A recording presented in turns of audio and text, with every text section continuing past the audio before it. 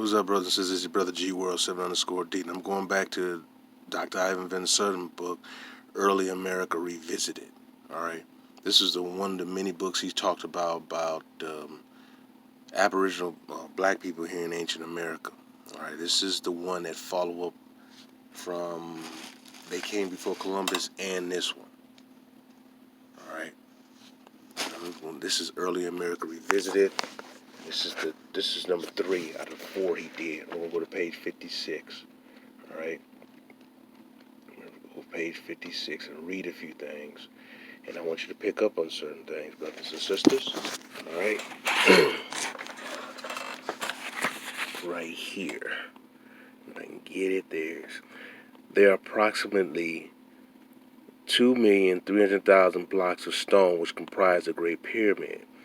These individual blocks weigh from 2.5 tons to 70 tons, as much as a railroad locomotive, and originally covered an area of 13.1 acres. The Great Pyramid contains more stone than all the churches, chapels, and cathedrals built in England since the time of Christ. If all the stone in this pyramid were sawed into blocks 1 foot on an edge, and these were laid to end, they would stretch 2/3 of the way around the globe at the equator.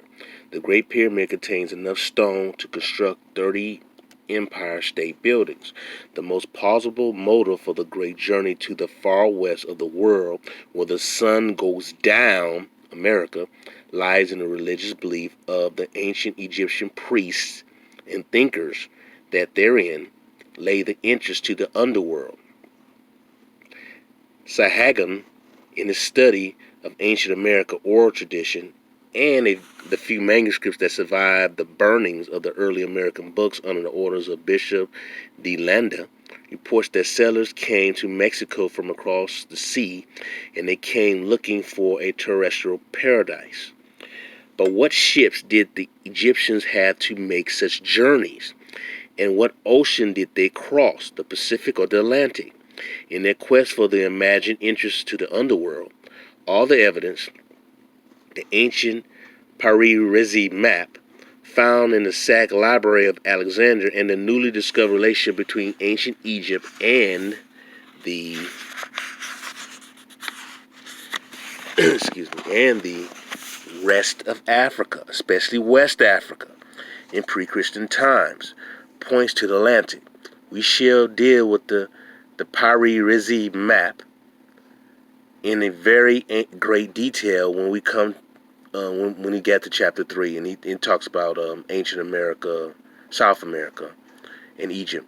And we shall show, as Charles Hapgood and others have shown, that it was utterly impossible for anyone in the so-called age of Columbus to have drawn such a map. Our first concern, however, since our critics see Egypt as an entity totally divorced racially and culturally from darkest Africa, is to demonstrate the indisputable intimacy of the African-Egyptian connection in early times. It now only lies in the fact that all the variants of the African are found in ancient Egyptian graves, as we have shown, but we have equally clear evidence of an ancient Egyptian connection with that part of Africa that borders the Atlantic coast. All right, I'm going to go skip on over to this part. Okay. The linguistic charts to follow show the intimate and ancient interconnection between Egyptian and inter-Africa, and particularly the links with Africans who in proximity to the Atlantic Ocean. This is a critical interconnection. For not only is the Atlantic coast of Africa and the Atlantic coast of Mexico and the Atlantic coast of South America represented in the ancient Egyptian map found in the Sac Library of Alexandria, but no one could possibly have made this map even 2 centuries after the so-called discovery of America by Columbus. Not only that, it fits in perfectly with early Egyptian religious fantasies of the far west of the underworld where the sun goes down. Interest to the underworld. Before we come to the charts of linguistic affinities that establish definitely a family relationship between languages of some of the Atlantic coast of Africans and Egyptians in ancient times, it is necessary to point to intercourse between these people long after their dispersal from a common womb and seed. G.A. Wainwright, in the Journal of Man, describes a ram-headed breastplate from ancient Egypt found in ancient contexts in Lagos, Nigeria. Lady Lagarde, in chapter 26 of the Tropical Dependency, details for us, that's a lady who named Nigeria, for us the influence of ancient Egyptian pharaohs in Hazuman. Even important to this discussion is an ancient scientific elite in West Africa, the Dogon of Mali, who probably escaped slavery by dint of their virtual invisibility in high mountains. They were found to have had some connection with ancient Egypt. The name for God, Amma, for the Egyptian Amun, is just one of many examples of an early Egyptian connection. The early astonishing discoveries in astronomy, which otherwise sane commentators like Carl Sagan attribute to the visit of extraterrestrial visitors to Africa, may well have been due to the acquisition of a perfectly ground spherical crystal lens found in ancient Egypt by the Russian scientist Valissimo. This discovery convinced the Russians that Galileo was not fantasizing when he said that the ancient Egyptians had telescopes. The Dogon trade links with Egyptians may have led to an importation of these lenses. The Dogon trade links with the Egyptians may have led to an importation of these lenses, as some scholars have suggested. But the Dogon discoveries go well beyond that of Egyptians in relation to Sirius B, the invisible companion of the brightest star in the night sky. Sirius A, a brief summary of one of the discoveries, is worth noting. The Dogon knew that this star, Sirius B, although invisible to the naked eye, had an elliptical orbit around Sirius A that took 50 years to complete. Modern science confirms this orbit. The Dogon drew a diagram showing the course and trajectory of this star up until the year 1990. Modern astronomical projections are identical with this. The Dogon say that this tiny star is composed of a metal heavier than iron, and that if all the men on Earth were a single lifting mechanism, they could not bulge it. Modern science confirmed that. And here's an image like a circle the Dogon shows, and then one on the other side is the modern science. On the left, the Dogon sand drawing of the orbit of Sirius B around Sirius. On the right is a modern and astronomical drawing. Those are the similarities. And I'm going to show you a few things. I'm going to show you what I want to show you, a quick picture here, because I've shown several pictures, but I want to show you another picture of what you call the old, in the book you see this, all right? You see these type of braids at the side of here, wear by brothers today, all right? And then, look at this fro, all right? That's just a straight up fro. That's an Olmec head in America. That's obviously Negro, man. It's not debate. Okay? Here's another one. It's a little fro right here. Not all of them had helmets on their head. This is obviously a straight up Negro, man. This is not no Mongoloid. So when you hear Negro sit there and tell you like that unconscious coon lead, he doesn't know what the hell he's talking about. Here's an image. I showed this image before, the Olmec. And you see image of Osiris like this. Look at this hairline, man. Now, so-called black people have very different hair texture and very different physical features, but there's certain features that were just so pronounced and so goddamn obvious, man. It's just in your face. I'm going to show you this quick picture, if I can. If I can find it. That was in Peru. If I can find it. Yeah, here it is. The one that was in. This one, I might have shown the other one, Peru. Ancient Peru. This is in Peru. And those are scarifications on his face.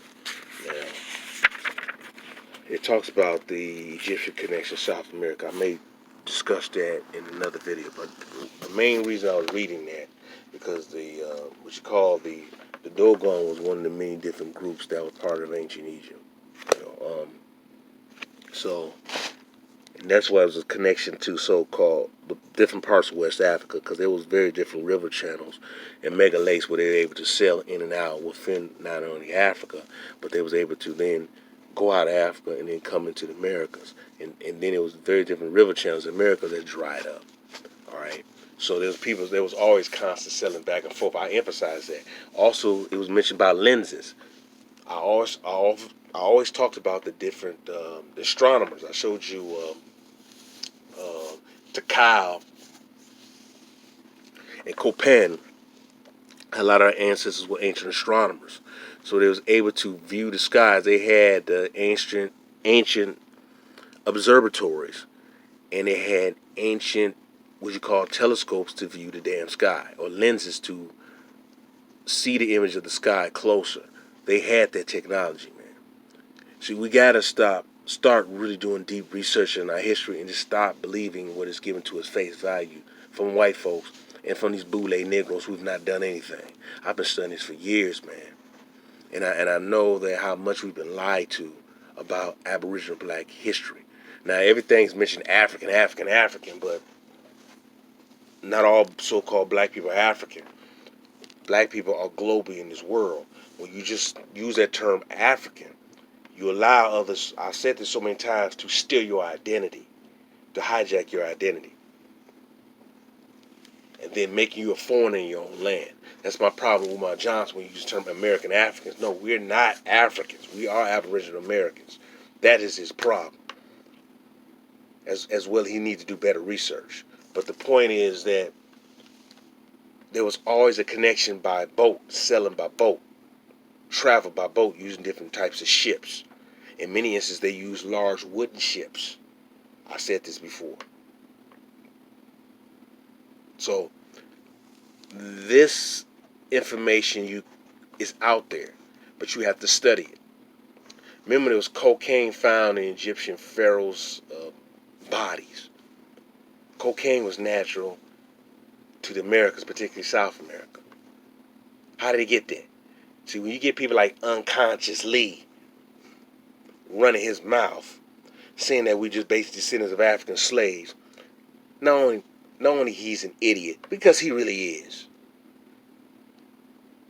but there's so many of our people with that type of cartoonish mindset that who refuse to see the obvious that's right in front of their damn face. What is now Mexico? Mexico was a Negro country. But when you've been conditioned to believe that all your people just come from West Africa, from a slave trade, then you already been duped. And your mind was placed in a prison, and it was basically, and you placed in prison for you to remain ignorant. It's too much technology out here today to do this research. And I've seen things develop over time. But the information's there. There's no excuse for this no more. That's why I don't listen to these Jack Daniel type of Negroes, man. Because they don't know what the hell they talking about. We've been here. We are the original people here. We're the original people of this planet. Alright? Our names do not come from Caucasians. They get their stuff from us. The original English names are... The names are really Aboriginal names. So you really have to understand that. These names did not originate from white people. White people are not indigenous or nothing. I told you before that many of these white folks did not have first names, and they sure as hell didn't have last names. So this is something that we're going to really have to study our history on. We're going to really have to understand our true history and know who we really are. So this is something, like I said before, it is very important that we just take the time and really study our history and stop believing that you're a slave and stop allowing individuals to box you saying that you're just African when that's wrong. That's wrong information. So that's just something me just giving this quick video here. And I just want to teach brothers and sisters that information, give you the information. That's all I got to say for this one. Yeah, well, actually, some more information I want to talk about, but I may use that in another video. All right, brothers and sisters. Peace and love.